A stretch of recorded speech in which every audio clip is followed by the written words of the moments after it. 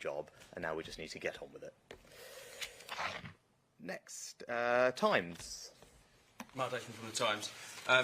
Your legal advice explicitly states, and I'll quote, not to comply with Rule 39 would be a breach of international law, and this could be very crucial in terms of whether flights do take off this year. So will you seek new legal advice, or are you prepared to breach international law in order to get those flights off? Now, I've been crystal clear repeatedly that I won't let a foreign court stop us from getting flights off and getting this deterrent up and running.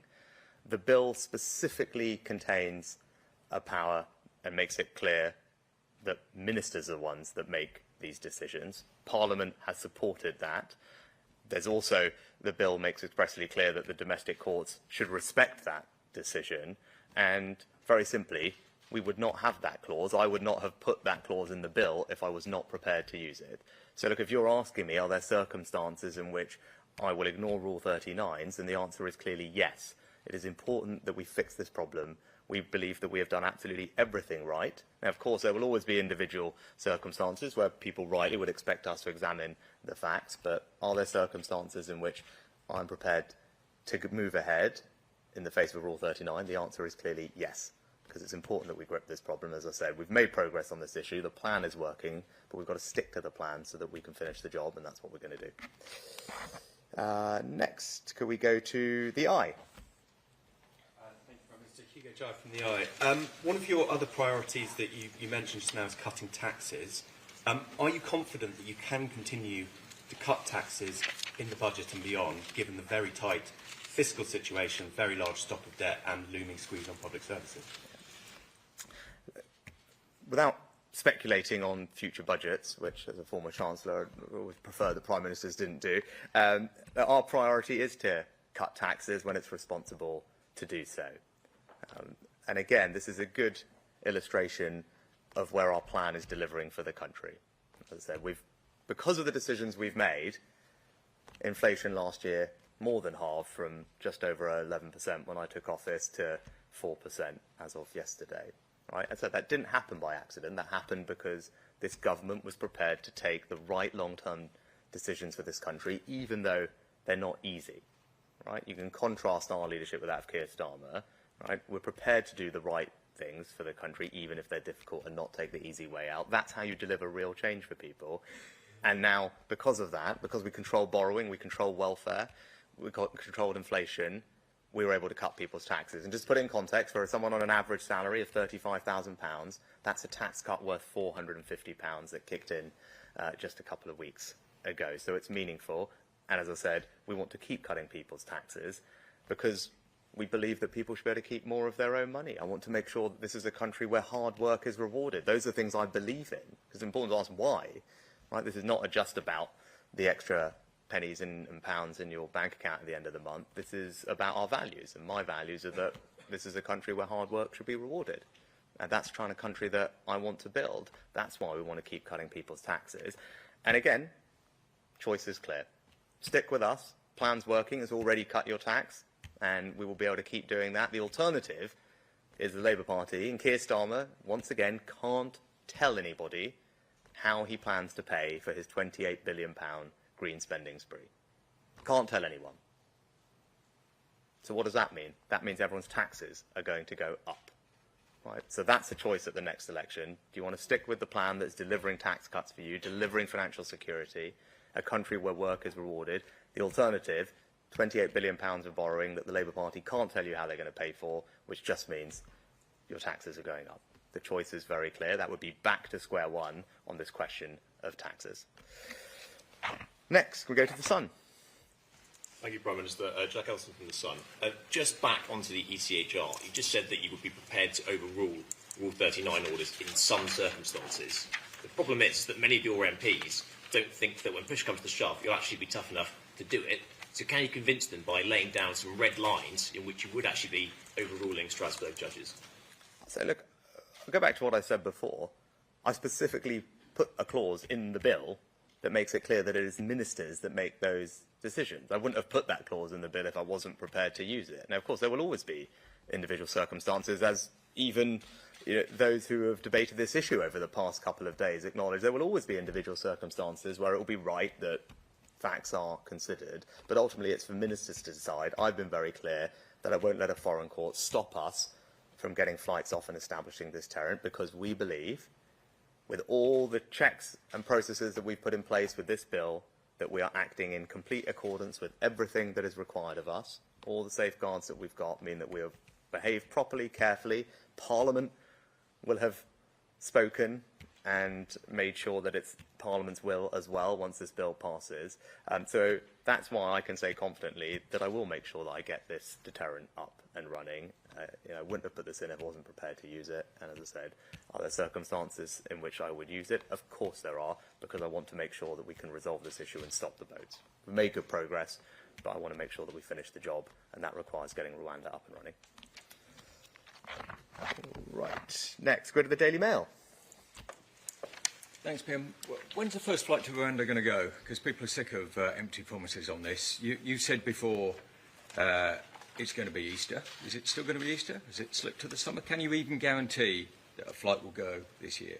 Yeah. Look, Jason, what I can tell you is I want to see this happen as soon as practically possible. Of course I do, right? And that's why James and Michael and the team worked incredibly hard after we got the Supreme Court judgment in the middle of November to not just sign a brand new treaty with Rwanda, negotiate and sign, but then also introduce new legislation into Parliament and have it voted on before Christmas. That happened in a matter of weeks, right? So that should give you a sense that we are not messing around here, because we're also frustrated and fed up, right? I share the frustration the British people have. I said I wanted to end this legal merry-go-round and just get on with this at this point. So we're working as fast and as quickly as we can, and the question really is for the House of Lords, right? And that's the question, is will the House of Lords understand the country's frustration, see the will of the elected House, and move as quickly as we have to support this legislation so we can get it on the statute books and then get flights up and running. And as I said previously, we're already doing the operational work that's required to make sure that we can get flights up. And this is one part of a plan that is working. We're carrying on doing all the other things that are meaning that we can get boat numbers down. Working with other countries to smash crime gangs upstream, interdict boats and engines as they travel across the continent, make sure that we strengthen our returns agreements, continue to find those who are working here illegally and return those, work through the backlog so that we can empty hotels. We just announced and delivered on the first 50 hotel closures. 50 hotels returned to local communities. More of that is coming. That's because we've doubled the number of caseworkers and tripled their productivity. So we cleared more asylum decisions last year than at any point in the last 20 years, right? And I can go on, right? There are a lot of things that are happening here, and that plan is working. We are making progress, and that's why it's so important we stick to this plan, because it will deliver what the British people want, which is proper security for them and their families in our country. When? As I said, this question for the House of Lords to pass this as quickly as possible. We're doing everything we can to work as quickly as possible, and we will be ready to go. Let's go to The Guardian next. Thanks, Prime Minister. Pippa Crerar from The Guardian. 32% of those whose asylum claims were withdrawn last year have disappeared. Now, we hear lots about you being a details man. So how do you expect to find them? And are you concerned that the Rwanda bill might result in thousands more desperate people disappearing in the UK to avoid being deported? So, Pippa, I'm not sure exactly what numbers you're referring to. I had seen some yesterday. From the Home Office to the Home Affairs Select Committee after... So the vast majority of people in that cohort of 17,000 either have already been removed or are in the process of moving on or have made another claim. So that's what's going on there. And look, more generally, because there's been some comment about this, I'm not going... I think it's absolutely the right thing that once someone's asylum claim has been denied, they absolutely should be withdrawn from the process. They should not have access to public support, to public funds.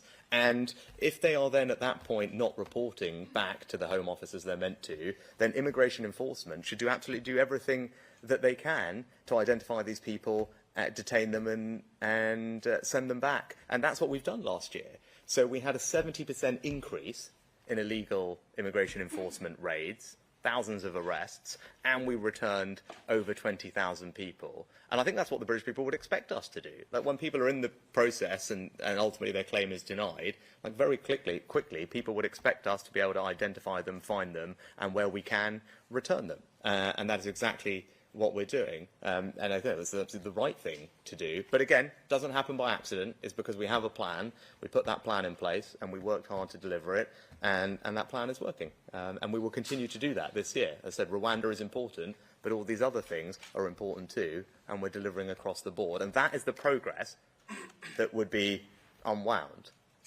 Right? That's the choice at the election. All the things that we're doing that are delivering progress, like we would go back to square one, because the Labour Party does not have a plan on any of these issues, and that's why there's a clear choice when the time comes. And next we go to the Express. Thank you. Steph Farrow from the Express. What are the consequences for the rebels in your party? If they don't lose the whip, why not? Can they rebel without any consequences?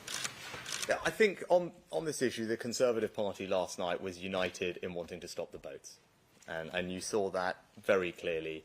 And it's right that we debate this, and that's because people are frustrated and passionate about this issue, right? Because the country is frustrated and exercised about this issue, and they want it fixed. So it's understandable that people have got strong opinions. It's understandable that they want to do everything necessary to solve this issue. I share that frustration, and I share that energy, and that's why we are doing everything that we can. But last night, the Conservative Party came together and is absolutely united in wanting to stop the boats. And the contrast could not be clearer, because the Labour Party, to a person, opposed this legislation. Right? So the question and the focus now has got to be on our plan, which is already delivering. We are already making progress, with the numbers down last year by over a third, or what the Labour Party are saying, where there is absolutely no plan, would take us back to square one. And that's worse, because I don't actually believe Keir Starmer wants to resolve this issue. As I said, when he was asked if he would stick with the Rwanda scheme, even when it was up and running and working, he said he would still scrap it. Right? I think that tells you what you need to know. Right? This is someone who says, oh, he's interested in smashing the gangs. But then the question I still haven't had an answer to is, why then does the Labour Party vote against the powers in our previous act, which have allowed us to arrest 873 criminals and people smugglers who have now been sentenced to over 350 years in jail? Right? Those are new powers that we passed to smash the gangs, that are leading to people being taken off the streets and put in jail, which all contributes to a deterrent effect. But the Labour Party voted against that.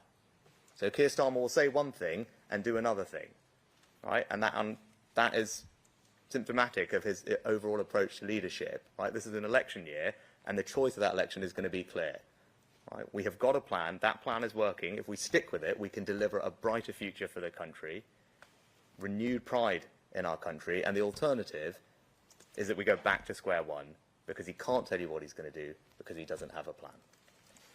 We've got time for one last one, LBC. Hello.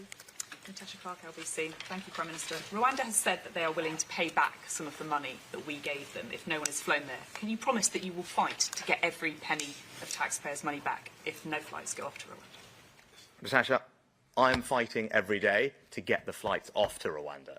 Right? That is what James is doing, that's what Michael is doing, that's what I'm doing, because we want to stop the boats. We have made good progress, the plan is working, the numbers are down by over a third last year for the first ever time. That shows you that the plan is working, but if we stick with the plan, we can get this done. We need an effective working deterrent. That's what the Rwanda scheme delivers. That's not just my view, that's the view of many eminent lawyers, former Supreme Court judges, all of whom have said that our plan will work. So as I said, the question now is for the Labour Party in the House of Lords, will they support this bill so we can get it on the statute book as quickly as possible so that we can start the flights? Because that's what we need to do. That's how we're going to stop the boats. Thank you very much. Thank you very much.